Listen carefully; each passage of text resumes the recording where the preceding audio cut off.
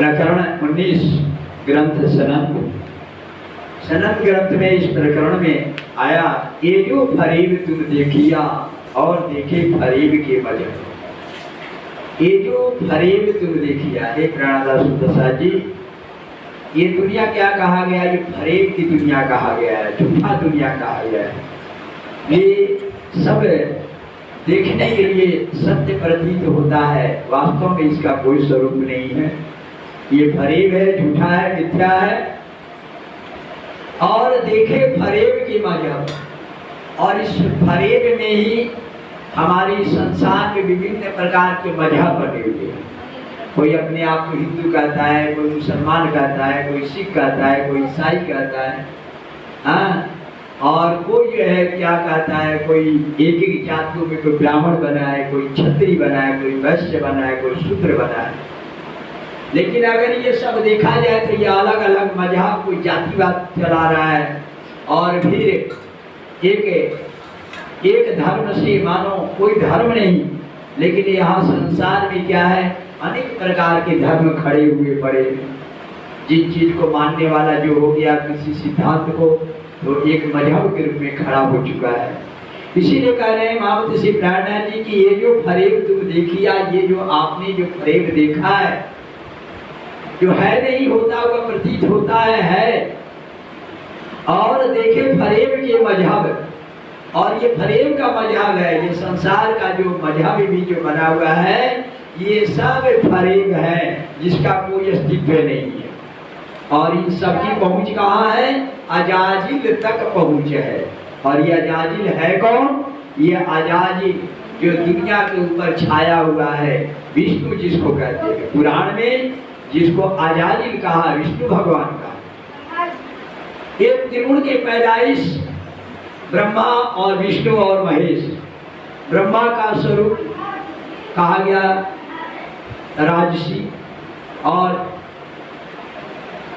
सात्विक स्वरूप कहा गया विष्णु को, और तमोगुण स्वरूप कहा गया शिव को। ये सतो रज और तम, ये तीन स्वरूप है, और तीनों के द्वारा ये संसार क्या है, विस्तार हुआ है।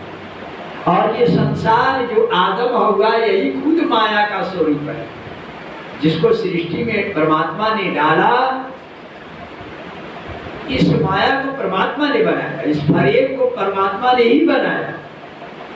कहा भी है ना, ये माया छे उत्पन्नी उपजी थे मूल धनी थे, माया छे अति बलवंती उपनी छे मूल धनी थे। ये धनी ने ही बनाया है।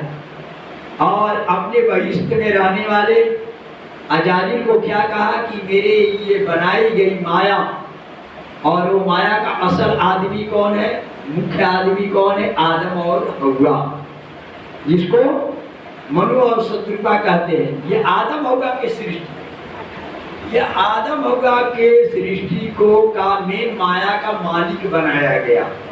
और इनके ही अंदर से ये उत्पन्न हुए तीन गुण वाले, ये सतो रज और तम, यानी ब्रह्मा विष्णु और महेश जिसको कहा गया है, इनका ही ये संसार जो जाल है, जो फरेब है, जो झूठा है, जो मिथ्या है, जिसके रस्म रिवाजों को तोड़कर निकल पाना इस जीव के लिए मुश्किल होता है, तो यही फरेब, ये माया, ये सबके ऊपर हावी है, अर्थात आदम और हव्वा के ऊपर भी हावी है। इसके अंदर भी चाहना लगी हुई है। चाहना मतलब है क्या, वाणी में आया शब्द हिरस। हिरस का मतलब होता है चाहना। ये आदम हव्वा ने जब सृष्टि हुई, तो इनके अंदर माया का बल ऐसा डाला परमात्मा ने कि इन लोगों के अंदर चाहना बन गई। तो ये चाहना बन गई। क्या चाहना बन गई? आदम और हव्वा जब दोनों हुए थे, ये चाहना में इन्होंने सोचा कि हमारी सृष्टि बढ़े। तो अपनी सृष्टि बढ़ाने के लिए 2 से 3 हुए, तो अपने पुत्रों को इन्होंने जन्म दिया। तो इनके पुत्र कौन बन गए? ब्रह्मा विष्णु और महेश। ये सब जो इनके पुत्र के रूप में बनने लगे। और भी इसके पहले भी महाविष्णु इत्यादि ये लोगों का भी जन्म हुआ। तो ऐसे ही अपनी सृष्टि को व्यक्ति जैसे व्यक्ति एक पति पत्नी होता है, बड़े आराम से रहते हैं, लेकिन उनकी एक चाहना होती है। क्या चाहना होती है? कि हमारी सृष्टि बढ़े, हमारा विस्तार हो, हमारा व्यक्तित्व आगे बढ़े। उसके बिना हम क्या है? पूर्ण नहीं है। इसके बिना हम क्या है? अधूरे हैं। ऐसा क्यों? क्योंकि परमात्मा ने ये चाहना रूपी जो भाव है, जो इच्छा है हमारे अंदर, ये कूट कूट कर भर दिया है और माया के अंदर किसी को भी नहीं छोड़ा। चाहना से रहित किसी को नहीं छोड़ा। चाहना अगर ना रहे तो हमें संसार को बढ़ाने की इच्छा ही नहीं होगी। अगर चाहना हमारी बड़ी ना हो तो हमारे देश में हम जिस समाज के अंदर जो सेवा की जो भावना लेकर चलते हैं, ये भी नहीं कर पाएंगे। ये सब चाहना से ही है।